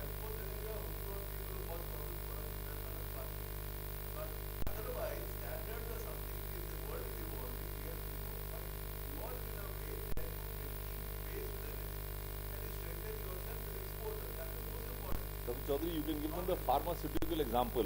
See, while we were giving one side of the story, let me tell you the other side.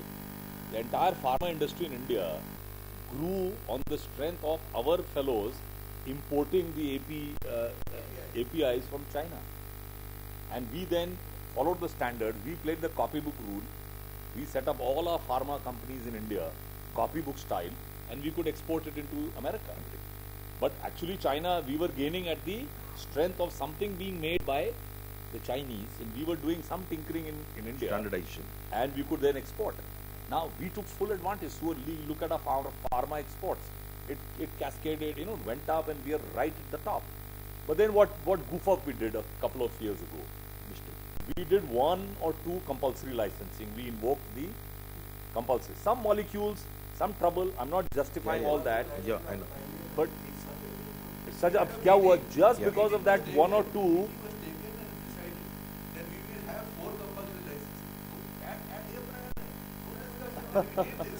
अब क्या हुआ नहीं सुनिए अब उसके बाद क्या हुआ वो आपने कंपल्सरी लाइसेंसिंग कर दी 1 or 2 Indian companies gained just because of that one act and there were 3,000 cases out of which this compulsory licensing was done only in 2 or 3 or 4 but the USTR United States Trade Representative Michael Froman I met him in some meeting and Michael Froman very clearly bluntly told this is the message I've got from Obama. I'm going to give it to your Prime Minister and the whole commerce architecture. Unless you Indians don't get that Indian private company or whatever your pharma association to pay that American company out of court a settlement, maybe runs into $1 or $2 or $3 billion. If you don't do that, entire US market will be stopped for Indian pharma. Blocked. They are doing everything, all the tightening of the companies just because, and you know what they tell us? You guys are fools. You should play with us this intellectual property game. They say, look here, we don't manufacture anything, but we control the IPRs. Why is India not getting and playing the same IPR game like US is playing? He says, whatever you produce, whatever new thing you create, get an IPR, work with us. You got brainy people, talkative people, good people who write. Why are you not doing that part? We are only talking. But write it down, sir. The moment we write it down, we create an IPR, we are actually doing manufacturing. Sir, on the raw material stage. 4 IPR, 4 compulsory licenses. One of them came to me, the Swiss company. I'm and sorry. they said, we'll give it away to do. If you can make it, we'll give it to you. We will not insist on it. This has been a very interesting session, not just thought-provoking, but provoking verbal banter amongst the panel and everyone else. I'm sorry, sir, we're terribly out of time. I'm really sorry. We have to end this session, sir. We will be available here in the corridor, Right so you can please chat with us. With the whole panel, not one. Yes, with the whole panel. My Couple of with the whole hands panel. up from here also. We Sir, please allow, I request. Because my question is for the MSME sector. Take them once the session is over. I have the one question for the MSME sector. Yes, a lot of things are been announced and discussed in various forums about the MSME sectors. Why there is no reservation for the MSME policies, whether for the import and exports, whether for the finances, whether for the Make in India program. You know, one thing I may tell you, anything imports, first of all, immediate effect to the MSME sector. First, immediate effect on next day. Perfect, sir. Your point is noted. I'm sure your question will be answered. They have noted down your question, but on that note, I'm sorry. Always MSME is treated like this, sir, madam. Yes, sir. It has been MSME noted. because we are in MSME. Because we are in MSME. Thank you so I much. will tell you because in I love SME. the enthusiasm in the crowd, and thank you to all our panelists. This has been an excellent session, and I'm going to hand the podium back to Vimi. thank you so much, Kuri, and thank you to all our panelists. Real interesting session here, and in fact, very candid views coming from all our panelists. That it is high time that we just keep talking about smart technologies or smart systems and processes. It is more now about taking smart decisions, looking into the markets, exploring the newer markets, tapping on the opportunities which are there, and then start taking very proactive actions and smart decisions towards it. So thank you to all our panelists, and As a token of our thanks and regards to them, we present now the mementos. First, I would like to invite here Mr. Pradeep Agarwal, the Deputy Regional Chairman, to kindly present the memento, thanking Mr. Yaduvendra Mathur, the Chairman and Managing Director of Exim Bank.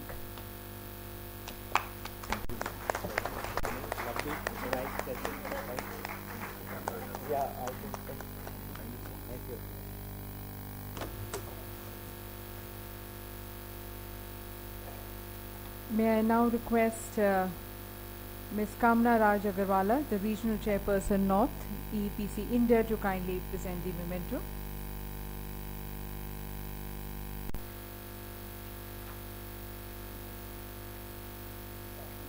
Thanking Dr. Saumitra Chaudhuri.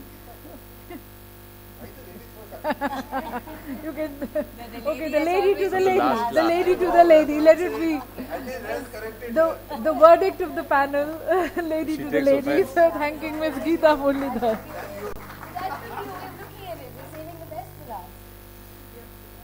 Oh, shoot. There you go. We missed it. Thank you. And now may I request Mr. Sheshagri, the Deputy Regional Chairman, to kindly present the memento. And this time thanking Dr. Saumitra Chaudhuri. Thank you, sir.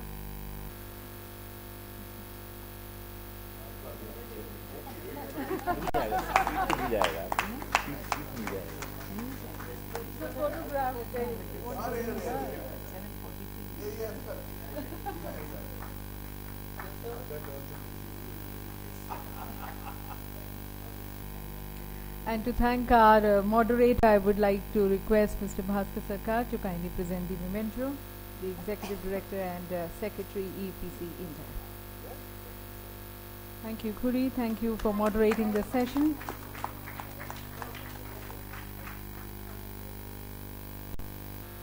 And as a final close of the session, I would like to request Ms. Kamna Raj Agarwala to kindly propose a formal vote of thanks. You're not looking with CNBC.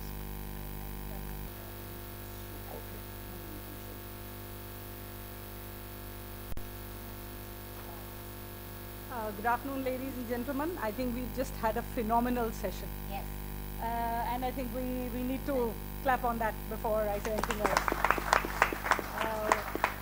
More so, I think, because, this is reality check time. I think all of us are hearing of this huge possibility situation, and as industrialists, we seem to be questioning where is the possibility. So I think there is a meeting point that is required. We meet Ravi Kapoorji on and off. He's our EEPC teammate, and loads of phenomenal, doable ideas, but they somehow don't reach grassroots. Whatever I've heard, I mean, I'm from the industry myself. I'm from the engineering industry, and we seem to be in this zone where we are not being able to break out of that glass ceiling. Whereas when we talk to people like yourselves, we say, well, the opportunities are immense. We should all be trillionaires in the next 5 years. So where is the catch-22? What is it that we are not doing that we should be doing? So I really think that these platforms, which is great for us because we get to view you and we get to view and hear what you have to say, but this should reach out to far more people.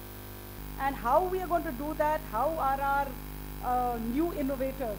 You've spoken about us not doing copying, not doing what others are doing, but to do things which others are doing and getting $500 for something which is only a $7 benefit. I completely agree with you.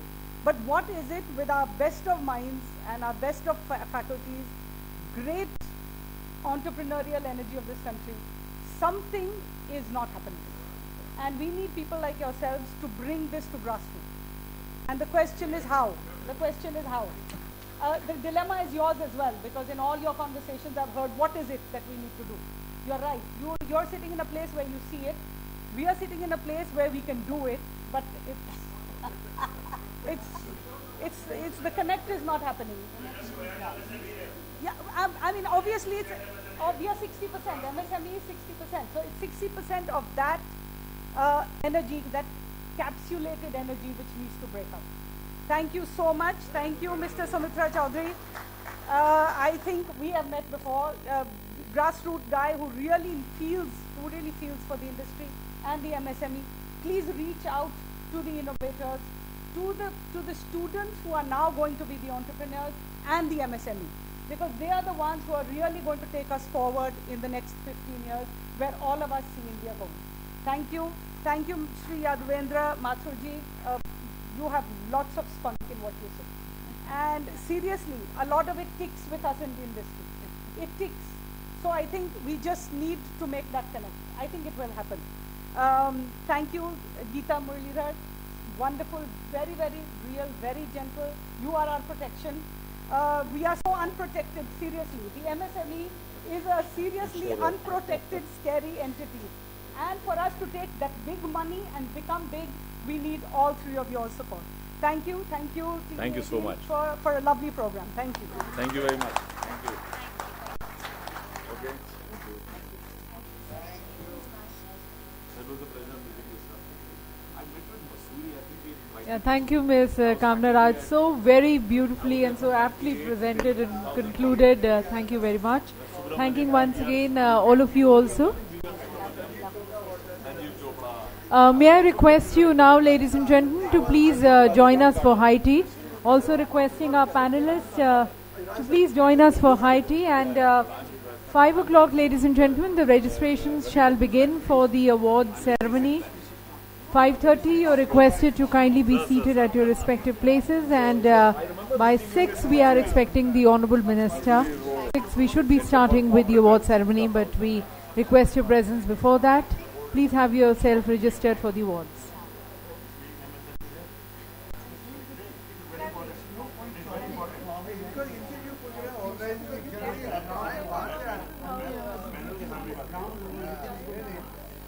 What the panel have to do with the sponsors here? I wanted to give you my card. I met you. You took our commemoration lecture. No, I want to share with you an article which I wrote to public policy. Oh, you have to about second foundation. Yes. Not of Exim. I got to. Ladies and gentlemen, please join us for high tea. Also request to all our panelists to please join us for high tea. We need to just vacate this hall to set the stage for the award ceremony. So request you to be joining us for high tea and 5 o'clock the registration. But other one takes from the small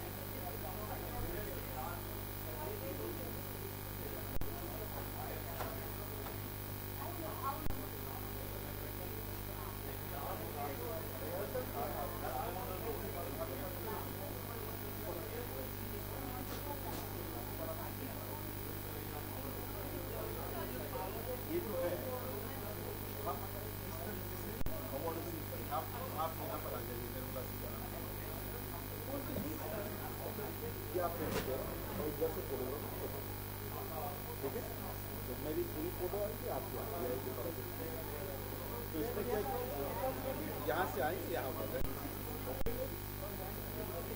अगर यहाँ पर आके मेरे साथ